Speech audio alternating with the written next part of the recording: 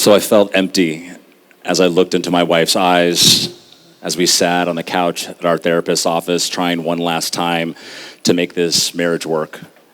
And I asked myself, why? Why could I not accept her unconditional love? I loved her. She unconditionally loved me. Isn't that what this whole life thing's about? Isn't this how the happily ever after story works? Why did I feel so empty? Why could I not go all in? What was this empty, hollow feeling? It was shame. It was a shame that was fixed deep in me the moment I told her. The moment I looked into her eyes and told her that not only did I have an affair, but that I had fallen in love with another woman. I watched her drop, collapse to the floor, and crying and screaming, and all I could think about is, how could I betray anybody, let alone this woman like this? Someone who loved me, who I committed to being for the rest of our lives. How could I do that? It was not the shame that makes you feel like you did a bad thing. It was the shame that makes you feel like you're a bad person, that you're no longer worthy of being loved.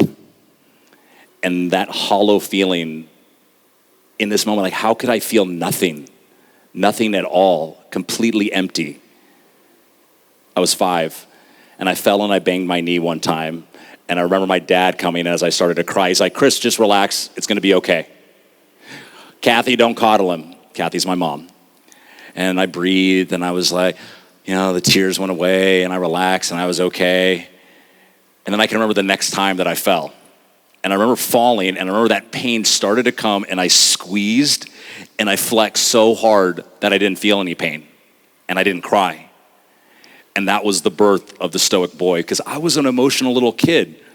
But if I flexed and squeezed hard enough, I knew I could protect myself from ever being called a pussy again, a wuss, a little girl. And that Stoic boy turned into a Stoic man. That Stoic man entered the corporate world with no emotions, because emotion was weakness, emotion was stress. If you were emotional or stressed, you didn't get the big account. They couldn't trust you to close the big deal. You couldn't get the big promotion. You couldn't be a success, because of course as a man, we all need to be a success. So I sat in this meeting one time. My boss tells me, we're cutting your territory in half. I sit there, of course, just listening like, half the territory, half the accounts, half the forecast, half the revenue, and my little chance at winning the little top performers trophy was like fading away. But of course I'm sitting in this meeting, cool, collective. I leave that meeting and I feel something like in my heart. It just doesn't really feel great. So I walk to my car, I get in my car, and I start driving, and it goes like tick, tick, tick, and then boom. My tears are running down my face. I'm screaming in my car. I think I'm having a fucking heart attack. I literally be like, get me to the hospital. I pull into the hospital. My wife comes for the doctor to tell me, you're okay, you just had a panic attack. So I was okay. And only my wife, mom, therapist, and doctor knew that had happened. So the next day, you go right back to the office like nothing happened. That Stoic man in the corporate world made his way right into my relationship with my wife, because I had to be strong. I had to be the pillar. I couldn't do something that might make her emotional, because I had to be strong for the two of us. And it didn't allow me to connect to her at all, because I was scared if all of a sudden, like, I wanted to have a simple conversation, like, can we just maybe do these things? Because I think it'd be fun. I had to think, well, does she think I'm going to shame her by that? Is that going to cause a reaction? Might as well, no, can't say that. Her job was killing her, and I just wanted to be like, can we talk about your job? Because it's impacting me too, and I just feel like it's getting in between us, but I couldn't do that because I didn't want to create a hysterics. I had to be strong for her. I felt like I was playing second fiddle to her family, but I couldn't say anything. And then one night the phone rings at 3:00 in the morning. It's her mom, hysterical, crying, and I can feel that she's about to have a breakdown. And in that moment, I'm like, geez, I've done all this to avoid the breakdown, and here it comes. And then I felt the tick, tick, and instead of the boom, it's that moment like in movies where they throw the bad guy on top of the grenade, except that was my heart. So it went like this. And I held the panic attack in, and it just like imploded me. This Stoic man was killing me across the board. And in a moment when I was about to go into standard Chris Walker fix-it mode, shift the knobs, change the job, change the location, do whatever it is, it'll be fine for another 6 months, a year, I realized that I had no idea who I was. I didn't know who I was, and like, how could I fix what I didn't know?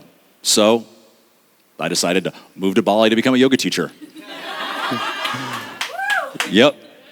And bag-packed, yoga mat, 6 books with me. And why 6 books is important, because I am not a reader. But if I was going to prove to myself that I was going to change, I was going to start reading books. So I get to Bali, yoga, eat, sleep, repeat. Yoga, eat, sleep, repeat. Little cacao dessert, little ecstatic dance on the weekends. But leaving so much bullshit behind me, I actually began to really feel. I began to focus. I began to feel what I could only describe in that moment. It was just like this little glimmer of what felt like somebody wrote in a book about this thing, inner peace. Like, it just kind of felt like, a little peaceful. I began to feel, and dare I say it, just a little bit of what may I call self-love?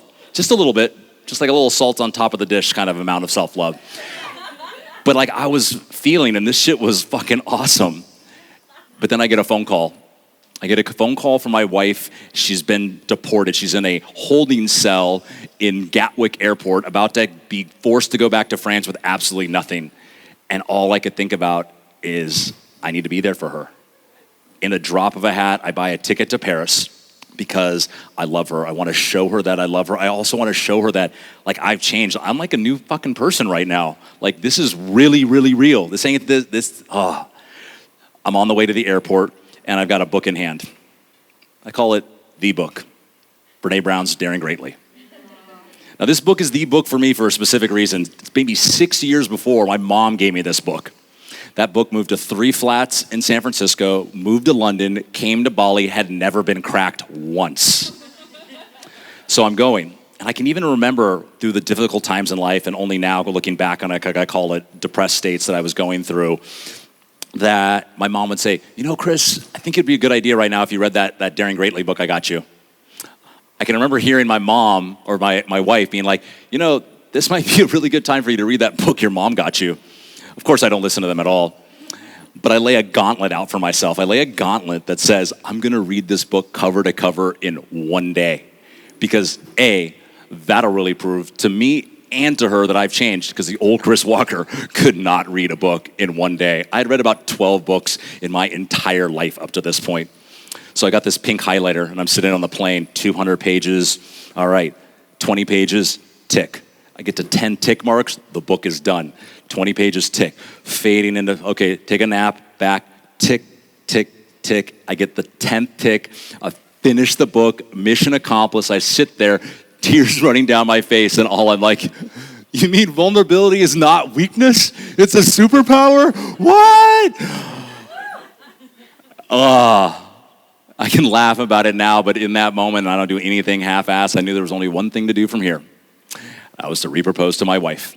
So with vulnerability as my little superpower, I'm at her Airbnb in Paris. I'm standing, crying, butt naked, reading the vows that I had rewritten. This new commitment, this new love, this new me was there. And at the end, I asked her to be my wife. And she sat there crying and smiling at me. And she said, I can't. It destroyed me. Like the feeling leading into it was so beautiful. It was so pure. It felt so good. It felt so amazing. I felt.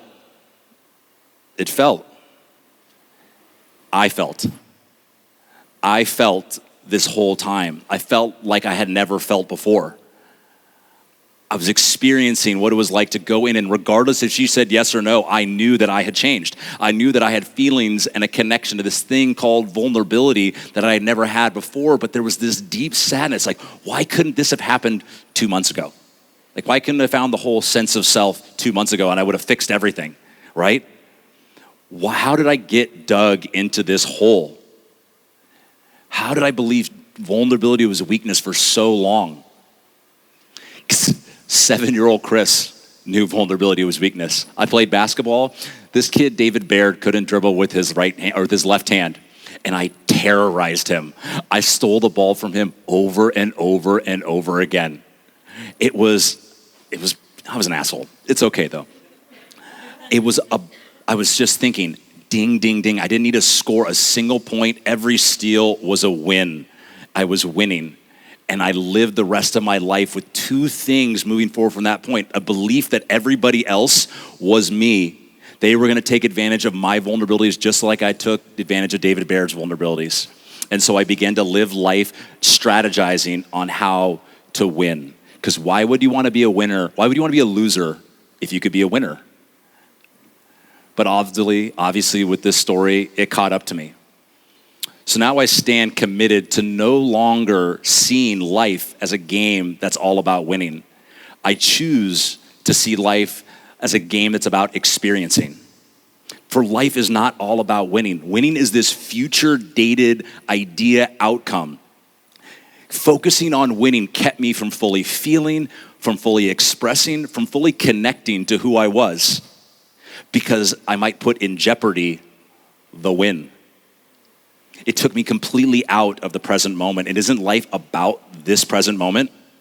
For when all we're doing is focusing on the outcome, we set ourselves up for disappointment. We set ourselves up for upsetness, suffering, depression. What if you create the company and the only reason is to make a bunch of money and it goes bankrupt? If the only reason that you get into the relationship is so that it'll last forever and it ends.